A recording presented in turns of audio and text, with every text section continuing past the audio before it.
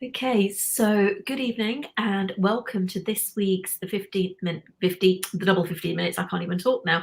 Um, it's the 1st of November. I can't quite believe we're already in November. I think 2020 and 2021 are sort of like the years that have just literally haven't happened. They've gone so fast. Just to say that I am streaming live across YouTube, LinkedIn, and Facebook.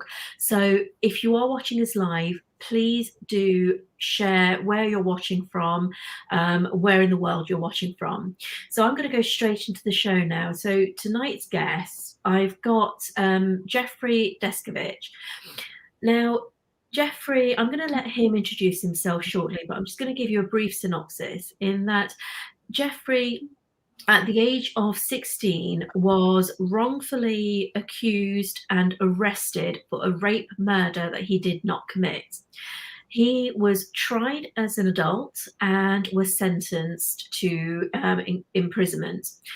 16 years later, they were able to find DNA evidence that had been suppressed. And as a result of the DNA evidence coming forth, he was able to fight and get out of the prison system finally.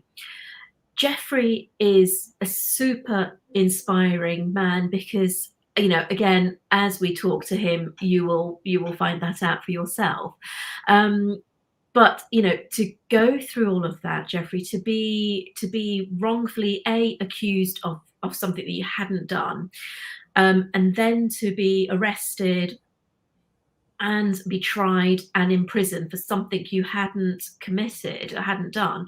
What goes through your mind when that is actually going on? Just when you've been arrested, when it's still at the accusation stage rather than having been found guilty, right? Well, Yes. still, it's still it's a very surreal type of experience where you kind of question whether what your senses are all telling you is actually Mm. reality. It is kind of shocking, and it is something that most of us never fathom.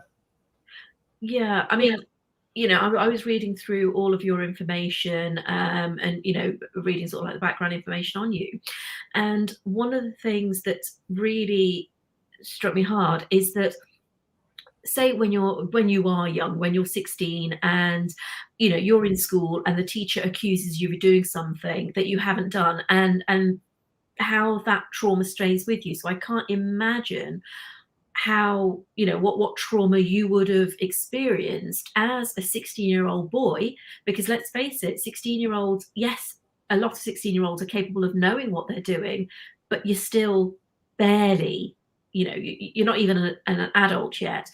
So what was the process? Why was it that you were the one that was arrested? Was it a case of being in the wrong place at the wrong time? Was it a case of misidentification, or was there something more ominous involved? I think it was a combination of something of just a misfortune and something ominous. So let me put some color to it. So it was kind of misfortune in the sense that how I got on the police radar. I mean, was Mm. basically I didn't fit in the high school. When the police interviewed a lot of students from the high school, some of them told the police that they might want to speak to me because I was quiet and I was to myself. So that part of it was kind of unfortunate. And then the Peekskill police also got a psychological profile from the NYPD, New York Police Department, and that purported to have the characteristics of the actual perpetrator. And I had the misfortune of matching that. So that was the unfortunate part. The ominous part of it, though, is just I felt like the police were just trying to make it appear as though they solved the crime. I was just a person that they happened to Mm. pick. They did unethical things along the way. I mean, as we're going to get into, I mean, ultimately they coerced a false confession out of me over 6.5 to 7 hours. They engaged in illegal tactics like threats and false promises. Mm. They purposely did not document 17 witness interviews. They fabricated a statement and attributed it to me as well. So there was a lot of police misconduct along the way. And that all points to the ominous nature of it. I mean, it's in itself is just absolutely disgusting. And here's the question though: when you were arrested, and then you were being interrogated, did you have an adult present? Did you have a lawyer present, or was it just you and the police when they were basically threatening you and coercing a confession out of you? I did not have an attorney present. I didn't have a parent present. So there was actually like a 6 week run up to the day of the false confession and the arrest. So Mhm. I grew up in a single parent household. My father was never involved in my life, and that intersected with the good cop, bad cop technique, where one Mm. officer pretended to be my friend and began to look up to him as a father figure. Mm. Prior to being a teenager, I wanted to be a cop when I grew up. Yeah. So for about 6 weeks, the police played this cat and mouse game with me, in which half the time they would speak to me like I was a suspect. And when they would push too hard and I'd get frightened, I'd want to get away from them, then they switched it up. And Jeff is this junior detective helper theme was advanced by them. Kids won't talk freely around us, but they will around you. Let us know if you hear anything. Stop in from Mm. time to time. They would ask me opinion questions and congratulate me that my opinion was correct.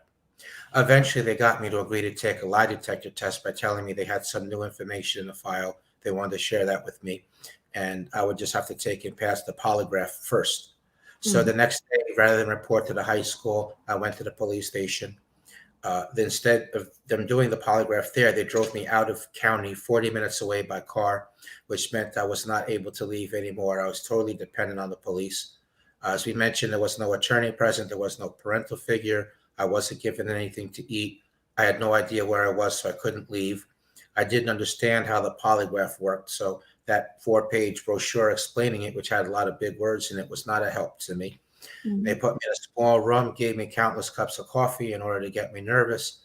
And then they attached me to the polygraph machine. The polygrapher was a Putnam County Sheriff's investigator, Daniel Stevens, and he pretended to be a civilian. He did never identified himself as law enforcement. And then he engaged in these third degree tactics. So he invaded my personal space.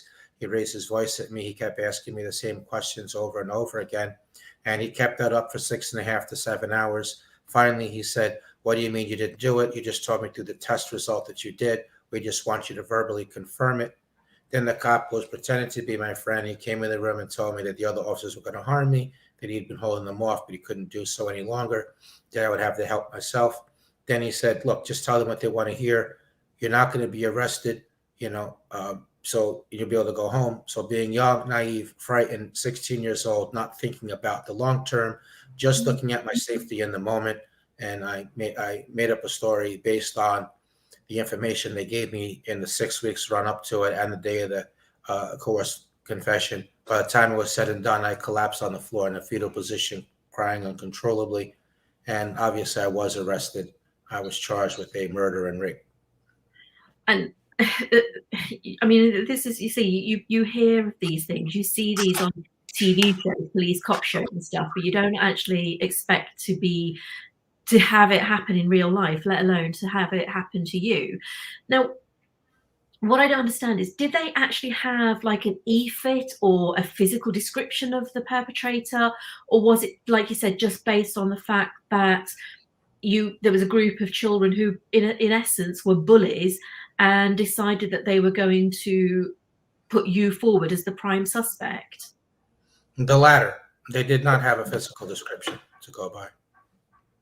So it was all just done on grooming you to give them the answers they wanted, and then listening to a bunch of kids that had a vendetta or were picking on you, which is absolutely, it's just Yes. beyond disgusting. So, I mean, like, let's go to sort of like the crime, because it was the murder and rape of a 15-year-old girl. It was a classmate of mine who was in the country for about a year and a half in the U.S., in New York, in Peekskill, in Westchester, which is the suburbs. For Mm. context, it's a middle class and ethnically diverse neighborhood. Yeah. So, as I understood it, she lived a very sheltered life. She never went Mm. anywhere unless she was accompanied by her older sister or Yeah. her parents. Had been very few murders in Peekskill, so this really shook up the whole city. It affected everybody emotionally to the point that there was free mental health counseling set up. There were all Mm. types of rumors floating around. There was periodic town hall meetings where updates on police investigation and safety tips were given. But then again, I mean, like, what's the point of giving? I mean, safety tips are a necessity, but what's the point of doing that if then they're going to be arresting somebody who's completely innocent, putting them through 6 weeks of mental torture to get a forced confession? Going back to that, so once they'd coerced this confession out of you in ways that are absolutely, I mean, even for me who doesn't know enough about the law, I mean, I can see that that's absolutely immoral and unethical and illegal, because you are a minor. You didn't have an adult present. So how did that forced confession and the fact that the illegal interviewing that they did, how did that get past a judge and jury to get you to the point where you were convicted? Right. So firstly, I mean, the questioning me at 16 without an adult or an attorney is legal. That's not illegal. In the U.S., at 16, you're considered to be an adult for the limited purpose of agreeing to speak to the police without an attorney or parent present, or without their permission. The threat and false promise definitely was illegal. You're correct. But the thing is that as I understand, in the UK, all the police interviews have to be video audio taped. And it's not that way in the US. And so my interrogation was not videotaped. It was not audio taped. There was no signed confession. So when they came to court, the police left the threat and false promise out of their testimony. And my lawyer would not allow me to testify. So it was just the police version of that. But even minus the threat and false promise, there was still plenty of other red flags around the confession. And in addition to that, the DNA test did not match me. It showed that semen found in the victim did not match me. The prosecutor's way of answering that is he got the medical examiner to commit fraud. Once the DNA didn't match me, this medical examiner suddenly claimed, that he remembered that he forgot to document medical evidence that he said showed that the victim had been sleeping around, which is what opened the door for the prosecutor to say, well, that's why the DNA doesn't match him. It's not that he's innocent. It's that she slept with somebody else. And then he took it a step further and he mentioned another youth by name, but he never set the proper foundation for that. So he never got a DNA sample from this other youth. He never even called him as a witness. And then in addition to that, if she had slept with somebody else before I murdered and raped her, that would mean that there would be DNA profiles from two people rather than from one. Right. But he got away with that because, firstly, the victim's family was not coming to court, so they had no idea that her reputation was being trashed in the courtroom. And secondly, my lawyer didn't adequately address that. Like he never tried to discredit the medical examiner. He never explained to the jury what the DNA evidence not matching me, what that meant. He never used that to challenge the confession. He never presented my alibi. He didn't allow me to testify either. And sometimes he told the jury the confession never happened. Other times he told the jury it happened, but it was false. At other times he said it happened and it was coerced. If you're going to sit there and throw all these things out, you're going to be standing there with no credibility left. Yeah. So that was how that happened. I mean, but even so, I mean, he did try to get the case thrown out, but the judge wouldn't throw it out. So because the thing is like with all of those inconsistencies and the fact that, like you said, had she been sleeping around and she had slept with somebody before her rape, murder, then there would have been two sets of DNA evidence there. So was this a trial with just the judge, or was it a jury trial as well? Jury trial. It was a jury trial. And when they came back with the, with the verdict, did it come back as a full guilty verdict? Were there any of them that actually said, well, hang on a moment, what we've heard doesn't actually add up? It's very one-sided and it just doesn't make any sense? Because for me as a novice sitting here listening to you, it just sounds like there's so many discrepancies.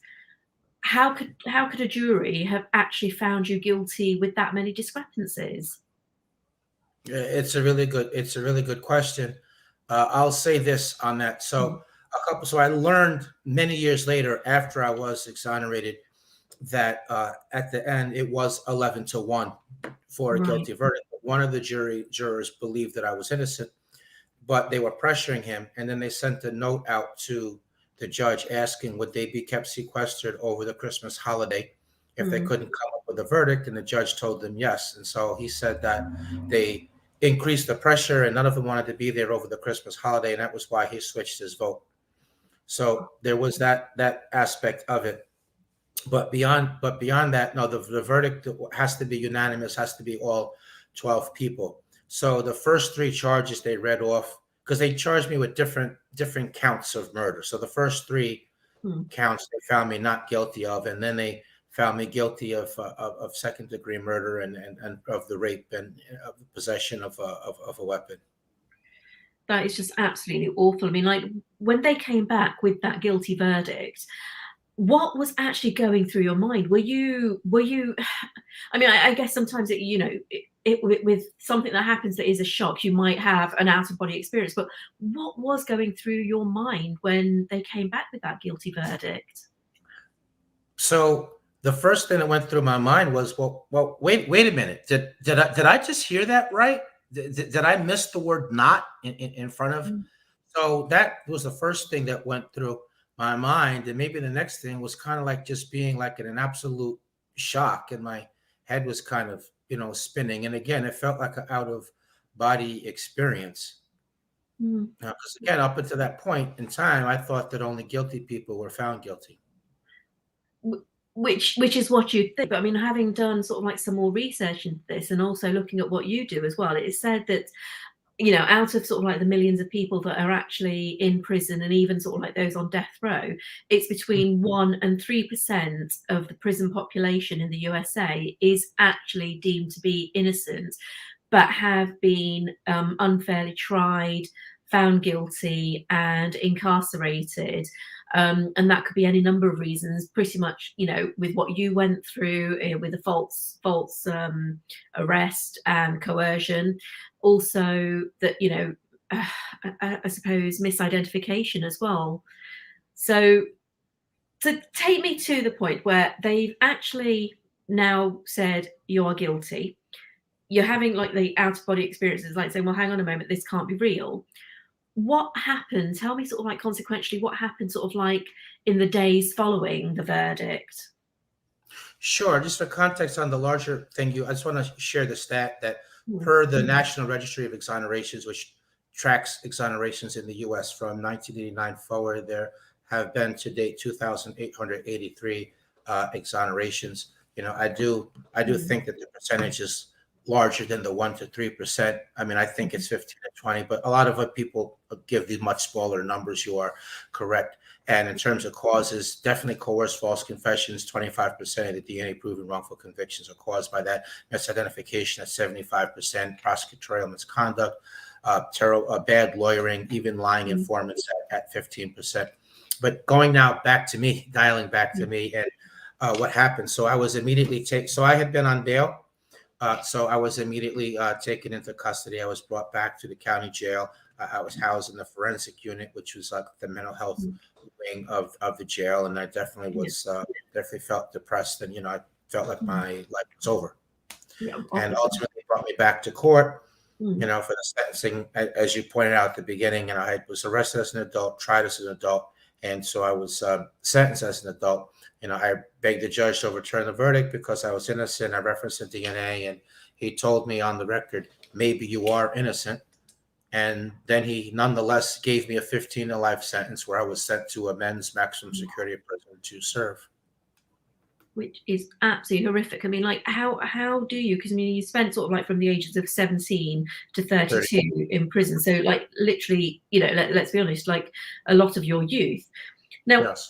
how do you go from being, carefree? Yes, maybe you were quiet at school, but going from being somebody who's, free to come and go as they please to actually then living in, high security maximum prison, which, when we look at these, if I look at some of the TV shows, the reality shows where they show maximum prisons, they're actually vicious. So how did you cope with that? Well, I mean, there was a couple of aspects to that. I mean, one of them definitely was psychological. It was hard Mm, to adjust being in a cell, and I had to keep fighting off feelings of helplessness, hopelessness, thoughts of giving up, suicidal ideation. Then it was the physical aspect of it. It was very violent in there. There was 3 or 4 stabbings or cuttings every day. There was a lot of violence that did not involve weapons. There was gang activity. So taking cumulatively, there was a general environment of violence and adrenaline that permeated the air. So, you're always on alert. You always have to be aware of everything. And then mm, in addition to that, I was always worried that people would discover what I was incarcerated for, because there's a vigilante mentality towards people who have been yeah. convicted of sex offenses. And, there were several times in the course of my incarceration where I was beat up. And one time I nearly lost my life, based on that. The food was terrible. Sometimes it was Mm, burned. Sometimes it was not fully cooked. So one time I was sent to solitary confinement as well. That was for trying to defend myself against people that were mm. coming to stab me. So prison was really a nonstop obstacle course with the guards, prisoners, and civilians as obstacles to the main goal, which was to try to overturn the conviction and Mm. regain my freedom. So I mean, like, I can't even begin to comprehend sort of like what that would have been like. I mean, you've described it, but again, it's just very difficult to even comprehend it. So how does a teenager actually cope with that? Because you've been very matter of fact with the whole, with sort of like what was happening day to day, but how did you as a teenager mentally cope? What did you do to, I suppose, not go mad in there? Yeah, sure, sure. So I think belief in God was one thing, and another thing Mm, was, is in my mind, I wasn't doing a 15 to life sentence. I thought I was just doing a year or two, mm, where until the next appeal, which I was sure I was going to win and go home because I was innocent and I still mm, naively believed in the system. Another thing was I collected articles about other people who were exonerated, and I would use that as inspiration, just to motivation to keep going. I used to go to the mm, law library to learn the law, and to be proactive in trying to help myself, and that gave like a sense of empowerment. mm, I took classes in the prison to just to do time productively. So I got the GED, I got the associates, I completed a year towards the bachelor's before funding was cut. I took all kinds of vocational trades. mm, Beyond that, from 1998 to 2006, I read 3 or 4 nonfiction books a week. So I try to keep myself busy while I was stuck, in my cell. mm, I engaged in elaborate delusion when I would go to recreation. If I play basketball or ping pong or chess, I would pretend like I was a professional player, and so were the other mm. people. But it wasn't like kids fooling around on a playground Yeah. someplace. It was, I needed this. I needed to leave the prison for a couple of hours mentally, and so that Mm, was what happened. In 6 years into the prison sentence, they allowed us to purchase black and white televisions, and so for inside the cell. And while my TV stayed off most of the time because I was doing legal work and reading, I did another delusion, and I would watch certain weekly programs, and I would pretend like I was like those were my visiting with friends, and I mm, would listen to sports talk radio, but it's not listening to sports talk radio. This is like a lifeline to the outside. And I would collect nature mm, scene pictures and kind of travel there and mentally. And mm, still, even with all of that, it's still kind of a wonder how I survived things. There was one other person there that named Frank Sterling. He was another prisoner, and mm, he was innocent also. And once every 6 weeks, we would get together, and half the conversation would be about trying to keep going morale wise, and the other half the time would be we would try to brainstorm about what the next move was to get out of mm, there. Frank was eventually exonerated by DNA testing a couple of years after me. He did 18 mm. years. Just to be clear, Wow. he actually was innocent. I wasn't just Yeah. naive.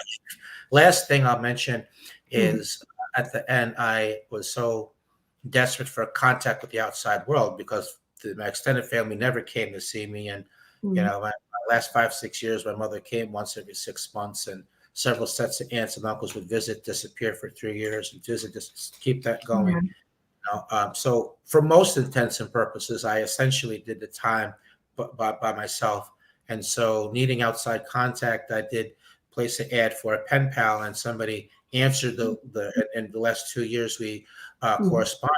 But just to give you an idea of how at the end of my rope I was asking this stranger that I had never met, like a day in my life. I was asking a stranger in a letter, do you think I should just give up? Do you think I should just go ahead and commit suicide and just be done? I'm never going to get out of here.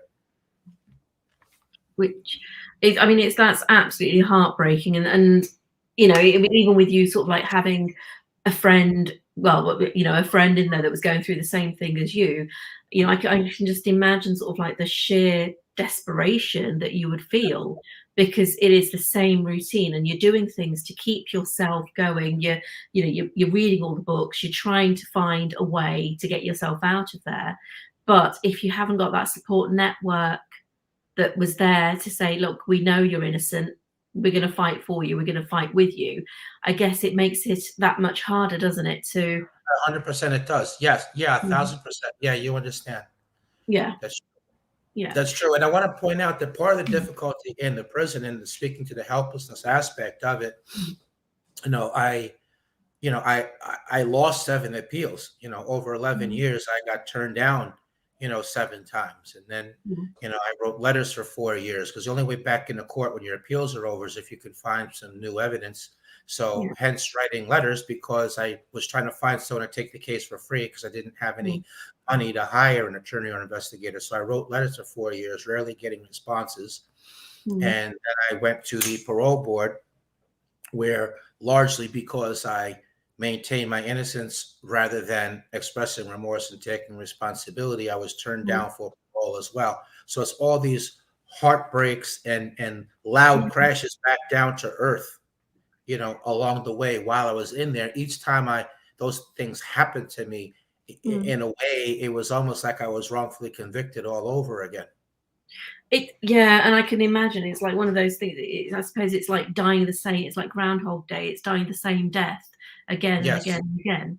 So, at what point did anybody sort of help you and start looking at the DNA evidence and actually working towards getting you exonerated? Did you actually find somebody to do that, and how did that actually come about?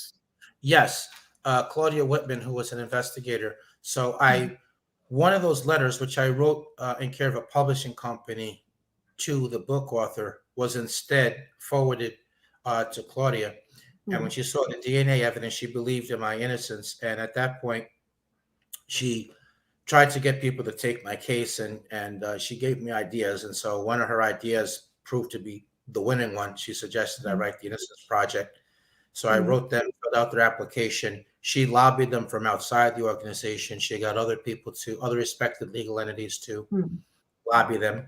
And then I got lucky that one of the intake workers presented my case a total of 3 different times. The first 2 times she presented the case to the attorneys at the Innocence Project, they said no, but she presented it, several times. And on the 3rd time, she got them to agree to take the case. So getting that representation from the Innocence Project was the first key. Second key was a district attorney of Westchester at that time, Janine Pirro. She left office. She had fought all my appeals. She blocked me from getting tested. She left office. So that was the second key. And the third key is we got lucky that the actual perpetrator's DNA was in the data bank. So they took the crime scene DNA, which already didn't match me, put in the data bank, and it matched the actual perpetrator. And then confronted with that evidence, he confessed that he was the person. He was a perpetrator, and his DNA was only in the data bank because left free while I was doing time for his crime. He killed a second victim just 3.5 years later after killing the victim in my case, who had been a school teacher and had 2 children. So the conviction was returned on September 22nd, 2006, after the 16 years. And I went back to court November 2nd, 2006, at which point all the charges against me were dismissed on actual innocence grounds. And so once the charges were dismissed, because that was actually the worst part of it, was whilst the police were trying to pin a crime that you hadn't committed onto you, they allowed the real perpetrator to get away and then to take another life and to ruin, not only the life of the 15-year-old girl and her family, but they ruined the lives of another family and took a mother away from 2 children.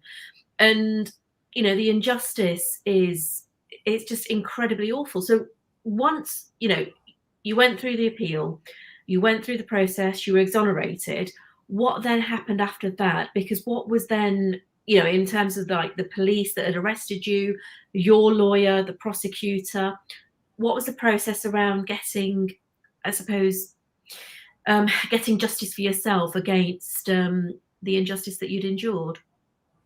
Well, none of them ever like got penalized in any way. They didn't face Mm. any charges.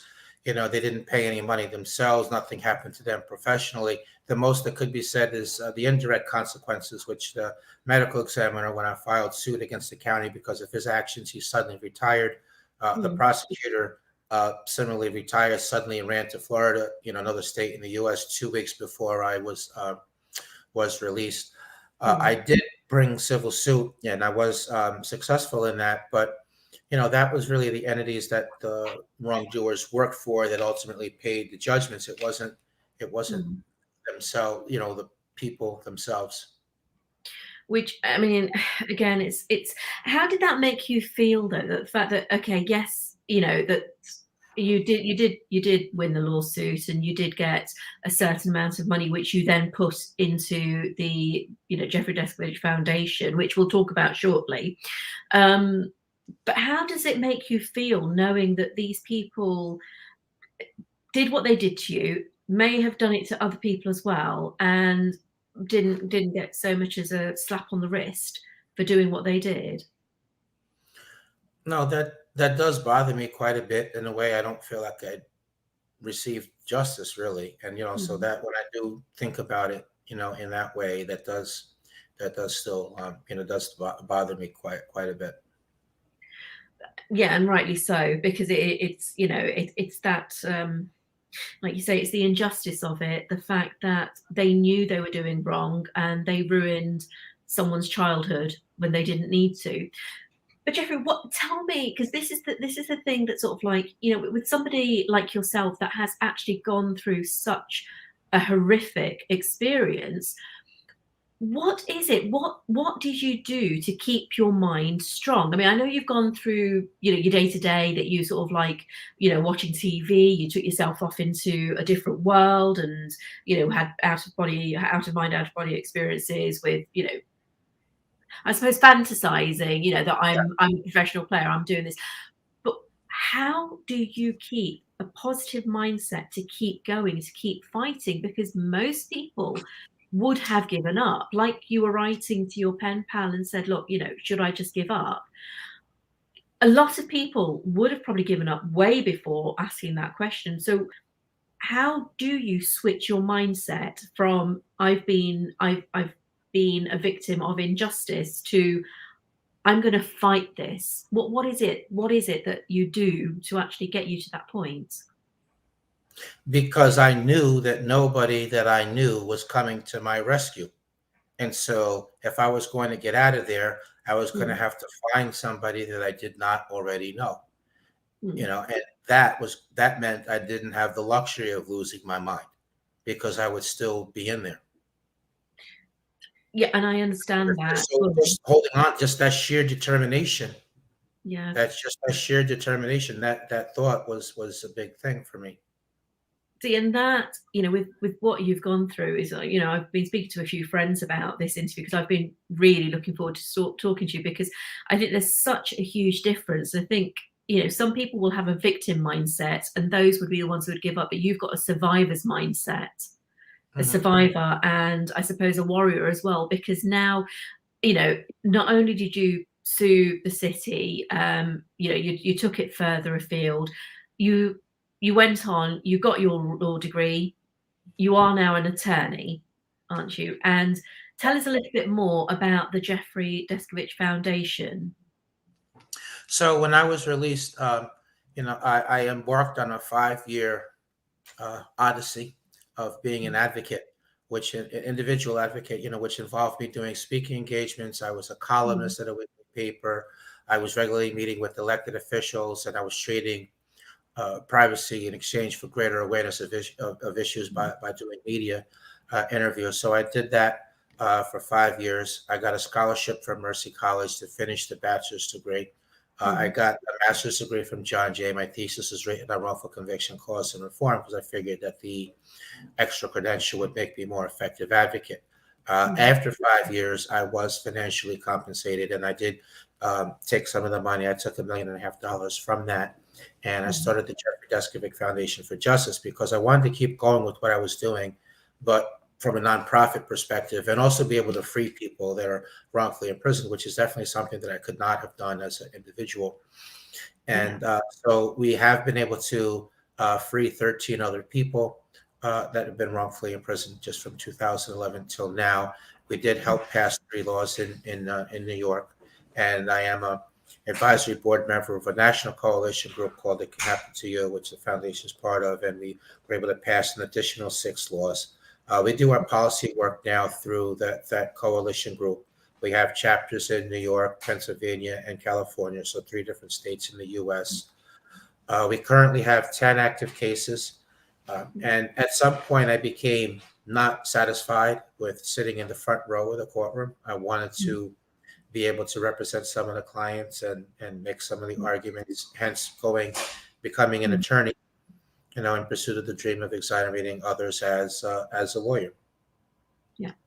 Let me We. say that I have a mission in life. I Mm. make sense of everything that happened to me in a kaleidoscopic type of way. Like I think that I went through that so that I can do this work. I was meant to do this type of work, and in that, I have a sense of inner peace. I am not an angry or bitter person. I mean, I want to enjoy my life as much as I can, and I don't think I can do that if I'm angry or bitter. And if I was angry or bitter, I think I would really be the only loser in that scenario. It's not like I'd be harming anyone else by being angry or bitter. And I've lost so much, Rupa. Why would I want to lose the rest of my life, which is what would in effect would be happen if I and the vehicle that allows me to actualize that is I take that energy and I channel it into the advocacy work that I do. And it's healing, it's cathartic. Remembering terrible things that I'd rather forget, but there's a greater good that comes out of it. I know I'm making a difference in it, and I'm making an impact. And as difficult as that is, I mean, I get a lot more. The good that comes from it far exceeds that, or I wouldn't do it. And so that's kind of the schema of how my life is about, and I'm about this work 24 hours a day. I even did an interview once on I'm even silly enough that I did an interview on Christmas Day, actually, at my house, a human interest angle to it. So it's Yeah. 24/7 for me on this, and you know Yeah. Oh, you see, I wouldn't call that silly. I would call that being completely passionate about yeah, you're right. a cause. And and this is what I was saying, is that it's so inspiring for all of us to actually listen to you and to talk to you, because at the end of the day, you've taken a really horrible negative situation, and you've said, actually, I'm not going to live in victim mentality. I'm actually a survivor, and I'm going to help others become survivors. So with the Jeffrey Deskovic Foundation, now with that, it is a not-for-profit. So do you rely solely on donations from people around? And if people are watching this, how can they donate to the cause? We do rely solely on, on donations. In terms of how people can contribute, we do have we have a page on the website Patreon, which is for people that are willing to be recurring monthly donors, as opposed to just a one-off. And my dream was, what if there were 25,000 people? What if there were 100,000 people who were Mm. willing to sacrifice $3 to $5 or whatever other level that they were comfortable at on a recurring basis? That money would allow us to be able to free even more innocent people. We could increase our case capacity. We could do policy work beyond just the 3 states. And at some point, when public support makes it possible, Mm. my ultimate dream would be to have an office in each state in the US and ultimately in each country, because I really Mm. see wrongful conviction as a worldwide issue rather than Mm. a US problem. And countries where we don't hear about wrongful conviction, it's not because that they're not happening there. It's Mm. simply because the injustices are not being caught and corrected. Yeah. And that's Yeah, and then you've also got sort of like they're not being corrected, but you've also got a system that is potentially corrupt. And if this level of corruption can occur in a first world country, then there's going to be a lot more in a developing country, or a country that isn't deemed a Western.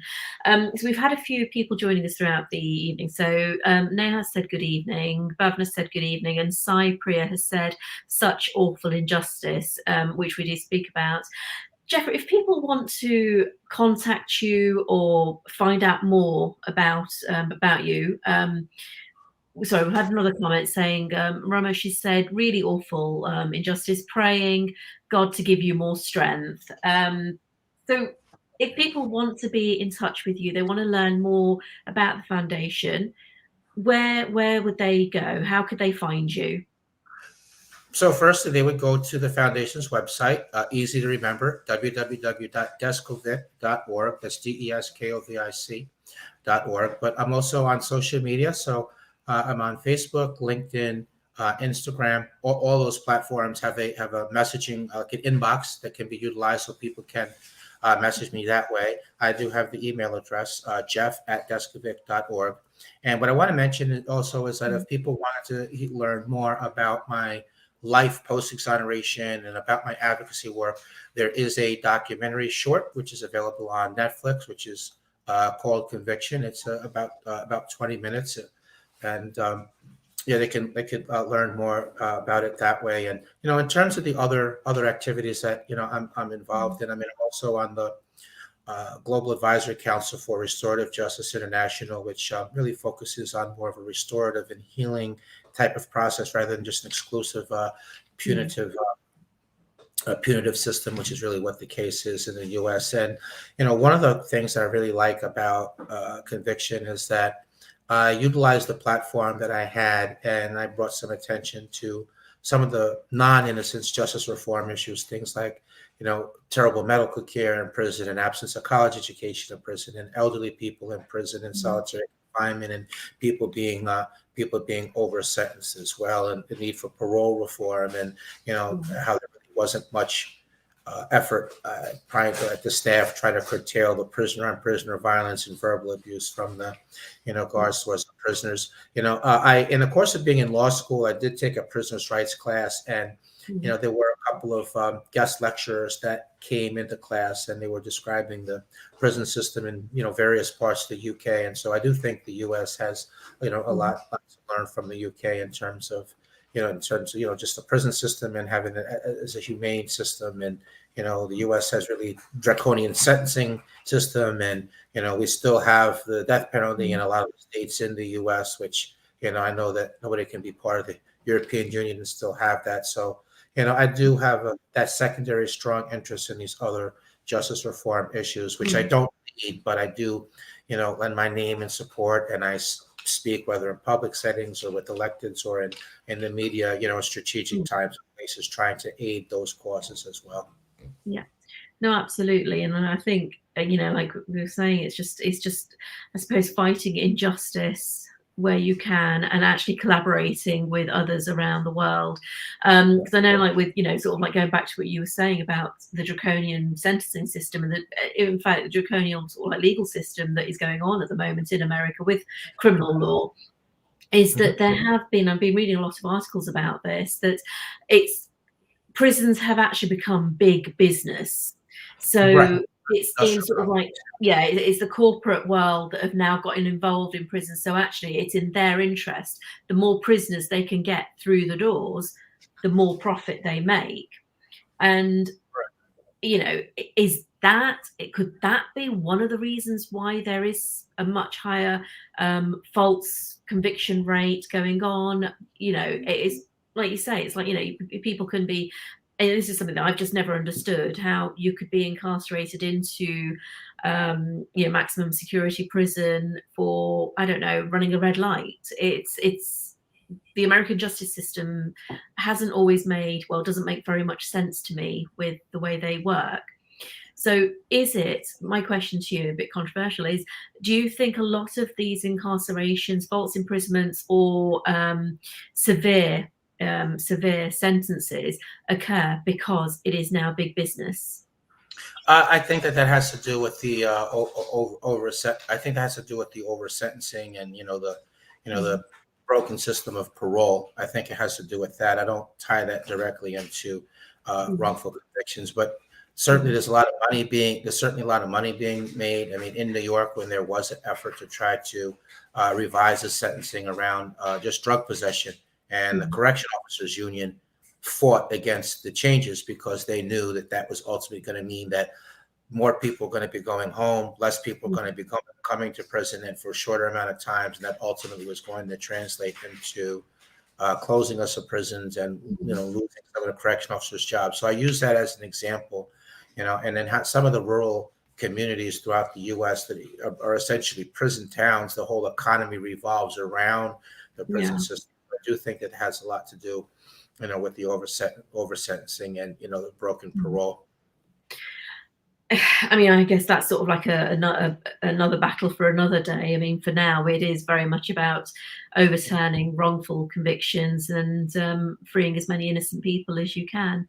Sure, but in terms of the deficiencies that cause wrongful conviction in the first place, just so Mm. everyone's clear, I mean, these deficiencies really are across the board. I Mm. know that the UK is mandatory that interrogations be videotaped, and that Mm. certainly addresses the issue of false confessions, which has caused the wrongful convictions in 25% of the DNA proven wrongful convictions. But there's other Yeah. things that perhaps are not addressed. Mm. Things like using the best practices for identification reform. I mean, for identification procedure, that being the cause of wrongful convictions in 75% of the cases. Mm. Certainly, bad lawyering. In the U.S., it's not unusual for Mm. one public defender to represent 100 people at the same time. So, limiting caseloads, having Yeah. even budgets between public defenders' office, the DA's office, so that there could be even playing field in terms of manpower and Mm. experts. Equal pay for both sides. Prosecutorial misconduct is a major cause of wrongful conviction. So that was one of the laws that we passed in New York, and we're trying to export that to other states. But Mhm. misconduct by the prosecutor as well, is Yeah. something that's universal. Even lying informants, certainly Mm. tunnel vision, which is when you Mm.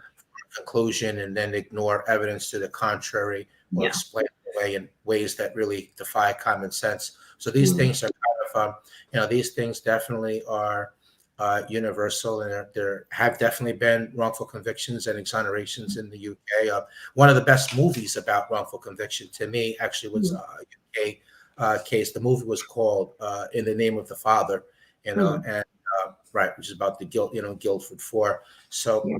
this is a universal thing, and so I Mm. do encourage people who are listening to think about wrongful conviction as well as justice reform issues. Just Yeah. across the board. Absolutely.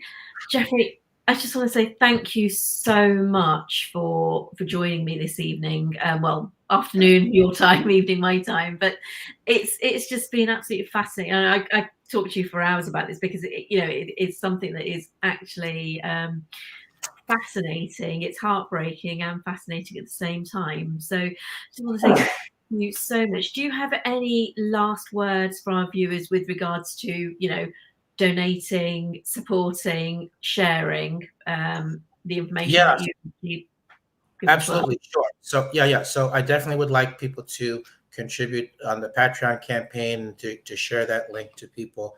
What, a cup of coffee or some minor thing, $3 to $5, and yet you could help free innocent people that way. So that would be a really big thing. People are able to help me with that. This is I'm Mm. definitely need more help to increase our capacity. So I wanted to share that and to give a parting thought aside from the foundation, which is so my generic formula for overcoming adversity and equaling into meaningful life, Mm. which is universal, goes beyond wrongful conviction. My formula that I've extracted from my life, both in and difficulties afterwards, would be have a goal, have a realistic plan. You should be able to look at it 3 or 4 ways and think to yourself, yes, I think that this could work, because who wants to carry out a plan if you don't think it has a chance to be successful? Yeah. Uh, so be flexible. Remember that the goal is the goal. The plan's not the goal. So if an unexpected door opens for you, then you should walk through it just, don't decline to do that just because it wasn't part of your original plan. Another thing would be work really hard. The solution is probably not going to just drop in your lap. You have to position yourself for a miracle to happen. I think that's more likely to happen by working really hard. Accept no excuses. There might be a reason why something is more difficult to do.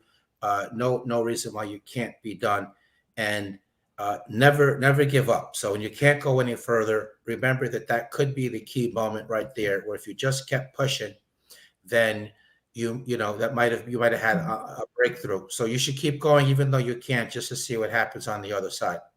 And when you get there, when you come through everything, you got to reach back for people that are in the same position you're in. You need to do some work on the preventative side. If you do that, you can get some meaning out of it. Your suffering can count for something.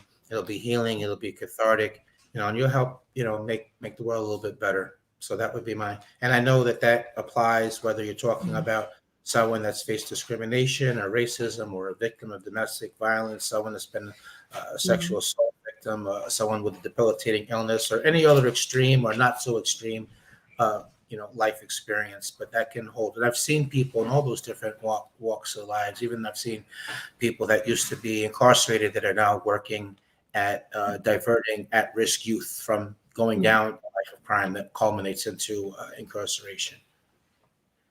Amazing. And thank you for some really inspiring words and thoughts. And no, you're right. It's like, have the plan, keep going, and just know that it's going to get better at the end of the day. Jeffrey, thank you so much. It's just been an absolute pleasure talking to you, and I just look forward to seeing sort of like the progression that keeps happening with the foundation. So thank you so much. So Thank you. Yeah, sorry, you were. No, I'm just saying thank you very much as well. Thanks for having me on and sharing your platform. It's been great. Oh no, absolutely. No, it's been my pleasure, honestly. It's been an honor and pleasure. So thank you, Jeffrey. So I'm just going to tell everybody. So next week, not next week, sorry, the 15th of November, I have another guest from across the pond. Lynn McLaughlin suffered with a brain tumor but survived. She is also an author, a life coach. She does a number of different things, but she's going to be joining me to talk about her new book that is being published. It's regarding mental health and the relationship between a mother and her son, and how they take the journey through the mental health maze. So join me on the 15th of November, 8 p.m. And again, Jeffrey, thank you so much. It's been an absolute pleasure. Okay, so thank you all for watching. If you are watching this back, please share, share with everybody, because let's get the information out there. And I will see you all in a few weeks. Thank you. Bye-bye.